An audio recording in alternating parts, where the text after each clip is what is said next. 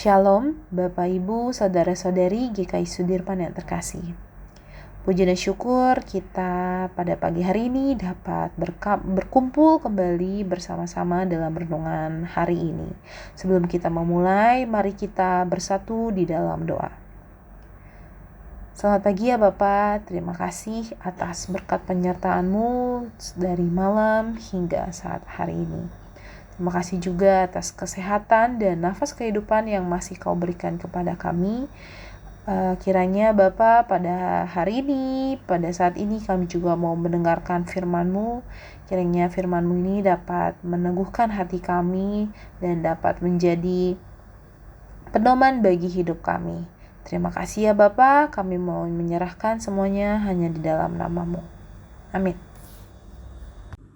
Bacaan pada pagi hari ini terambil dari Kejadian 44 ayat 18 sampai 34. Kejadian 44 ayat 18 sampai 34 yang berjudul Yehuda membela Benyamin. Lalu tampillah Yehuda mendekatinya dan berkata, "Mohon bicara tuanku, izinkanlah kiranya hamba-Mu ini mengucapkan sepatah kata kepada tuanku, dan janganlah kiranya bangkit amarah-Mu terhadap hamba-Mu ini. Sebab tuanku adalah seperti Firaun sendiri. Tuanku telah bertanya kepada hamba-hambanya ini, masih adakah ayah atau saudara kamu? Dan kami menjawab tuanku, kami masih mempunyai ayah yang tua dan masih ada anaknya yang muda yang lahir pada masa tuanya. Kakaknya telah mati, hanya dia sendirilah yang tinggal dari mereka yang seibu. Sebab itu ayahnya sangat mengasihi dia. Lalu tuanku berkata kepada hamba-hambamu ini, bawalah dia kemari kepadaku, supaya mataku memandang dia. Tetapi jawab kami kepada tuanku, anak itu tidak dapat meninggalkan ayahnya, sebab jika ia meninggalkan ayahnya, tentulah ayah ini mati. Kemudian tuanku berkata kepada hamba-hambamu ini, jika adikmu yang bungsu itu tidak datang kemari bersama-sama dengan kamu, kamu tidak boleh melihat mukaku lagi. Setelah kami kembali kepada hambamu, ayahku, maka kami memberitahukan kepadanya perkataan tuanku itu. Kemudian ayah kami berkata, kembalilah kamu membeli sedikit bahan makanan bagi kita. Tetapi jawab kami tidak dapat pergi ke sana. Jika adik kami yang bungsu bersama-sama dengan kami, barulah kami akan pergi ke sana. Sebab kami tidak boleh melihat muka orang itu, apabila adik kami yang bungsu tidak bersama-sama dengan kami. Kemudian berkatalah hambamu, ayahku, kepada kami, kamu tahu bahwa istriku telah melahirkan 2 orang anak bagiku. Yang seorang telah pergi daripadaku, dan aku telah berkata, tentulah ia diterkam oleh binatang buas, dan sampai sekarang aku tidak melihat dia kembali. Jika anak ini kamu ambil pula daripadaku, dan ia ditimpa kecelakaan, maka tentulah kamu akan menyebabkan aku yang ubanan ini turun ke dunia orang mati karena nasib celaka. Maka sekarang, apabila aku datang kepada hambamu, ayahku, dan tidak ada bersama-sama dengan kami anak itu, padahal ayahku tidak dapat hidup tanpa dia, tentulah akan terjadi. Apabila dilihatnya anak itu tidak ada, bahwa ia akan mati, dan hamba-hambamu ini akan menyebabkan hambamu, ayah kami yang ubanan itu, turun ke dunia orang mati karena duka cita. Tetapi hambamu ini telah menanggung anak itu terhadap ayahku dengan perkataan, jika aku tidak membawanya kembali kepada Bapa, maka akulah yang berdosa kepada Bapa untuk selama-lamanya. Oleh sebab itu, baiklah hambamu ini tinggal menjadi budak tuanku menggantikan anak itu, dan biarlah anak itu pulang bersama-sama dengan saudara-saudaranya. Sebab masakan aku pulang kepada ayahku apabila anak itu tidak bersama-sama dengan aku? Aku tidak akan sanggup melihat nasib celaka yang akan menimpa ayahku. Bacaan kedua pada pagi hari ini juga terambil dari Lukas 12 ayat 57 sampai 59. Dan mengapakah engkau juga tidak memutuskan sendiri apa yang benar? Sebab jikalau engkau dengan lawanmu pergi menghadap pemerintah, berusahalah berdamai dengan dia selama di tengah jalan, supaya jangan engkau diseretnya kepada hakim, dan hakim menyerahkan engkau kepada pembantunya, dan pembantu itu melemparkan engkau ke dalam penjara. Aku berkata kepadamu, engkau tidak akan keluar dari sana sebelum engkau membayar hutangmu sampai lunas.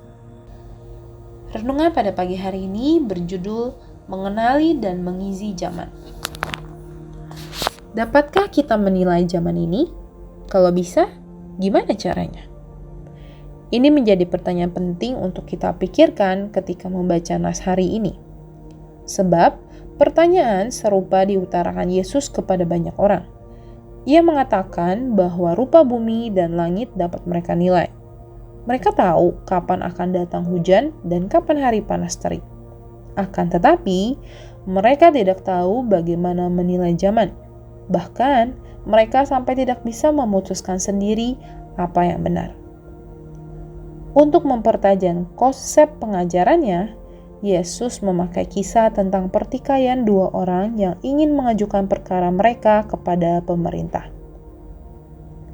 Di tengah perjalanan menuju kantor pemerintah, Yesus menyarankan kepada pihak yang berseteru agar segera berdamai sehingga masalah itu tidak sampai pada penuntutan. Pasalnya, kalau tuntutan tiba di meja hakim, hasilnya hanyalah penyesalan atas kesalahan dan kebodohan mereka. Mereka yang menghidupi ajaran kekristenan adalah orang-orang yang mempunyai hikmat dan kebijaksanaan yang bersumber dari ajaran firman Tuhan. Akses kita kepada firman Tuhan bisa dengan banyak cara, seperti membaca Alkitab, mendengarkan khotbah, membaca santapan harian, buku, dan sebagainya. Namun, jangan dilupakan bahwa sumber utama hikmat kita adalah pimpinan Roh Kudus yang selalu menyertai. Kita wajib menyatukan hati dan pikiran agar selaras dengan hati dan pikiran Allah melalui firman-Nya. Hal-hal yang terjadi di dunia ini seluruhnya ada dalam kendali Allah. Untuk itulah, kita harus selalu memohon pimpinan Tuhan dalam mengambil keputusan setiap hari. Hanya dengan cara inilah kita dapat menyongsong, memahami, dan mewarnai zaman. Rela memberi diri dipimpin Tuhan merupakan langkah yang tepat agar kita bisa menjadi garam dunia. Bahkan, ini menjadi senjata bagi kita untuk menyambut masa depan yang penuh kemenangan. Ya Bapa, terima kasih, kami mau mengucap syukur atas renungan-Mu yang mengingatkan kami untuk menyatukan hati dan pikiran agar kami dapat selaras dengan hati dan pikiran Engkau. Ajarlah kami untuk dapat Engkau pimpin agar bisa menjadi garam dan terang dunia. Tolong kami juga ya Bapa agar kami dapat mengisi zaman ini sesuai arah dan pimpinan-Mu. Ya Tuhan, kami juga mau berdoa untuk jemaat yang berulang tahun, untuk Maverick Jordan Kamil, Jasper Santoso, dan Xiao Sung Fi. Dan kami juga mau berdoa untuk jemaat-jemaat lainnya yang tidak dapat kami sebutkan satu persatu. Tuhan, terima kasih atas usia yang Kau tambahkan 1 tahun kepada mereka. Kiranya dalam usia yang bertambah ini, mereka terus dapat hidup dalam Engkau. Iman mereka juga dapat terus bertumbuh kepada Engkau, dan Engkau berkati ya Bapa untuk setiap pekerjaan maupun studi mereka agar menjadi sumber ladang berkat-Mu.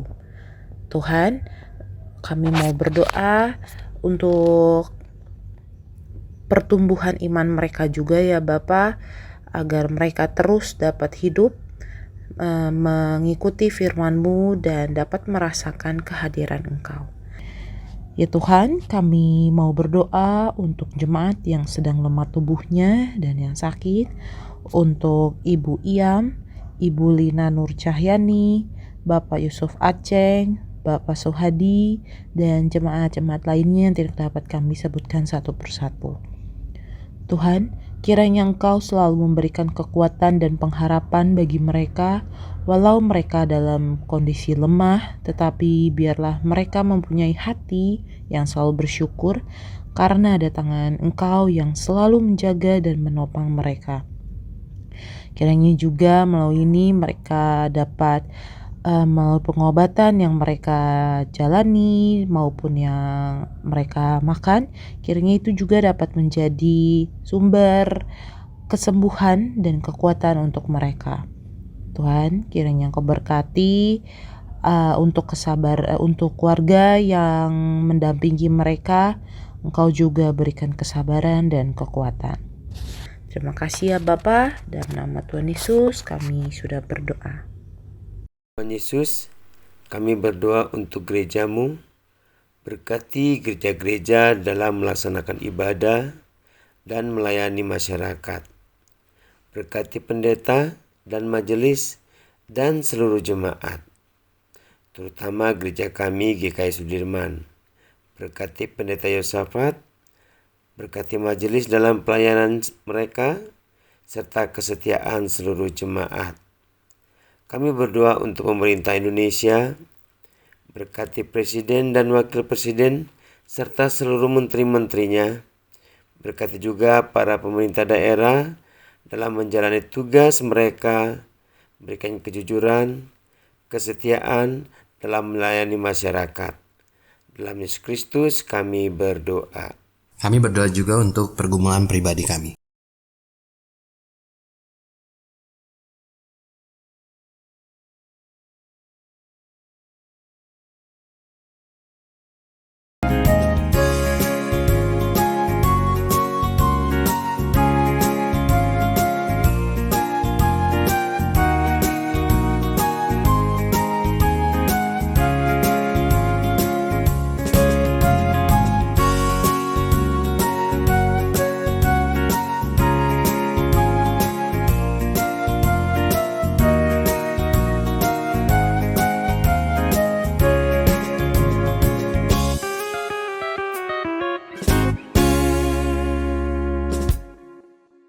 Ya Allah, inilah doa-doa kami. Jadilah seturut kehendak-Mu dan kami serahkan hidup kami sepenuhnya. Di dalam Kristus kami telah berdoa. Amin. Kita mengakhiri dengan bersama bernyanyi doa Bapa kami. Bapa kami yang ada di sorga, dikuduskanlah nama-Mu, datanglah kerajaan-Mu, jadilah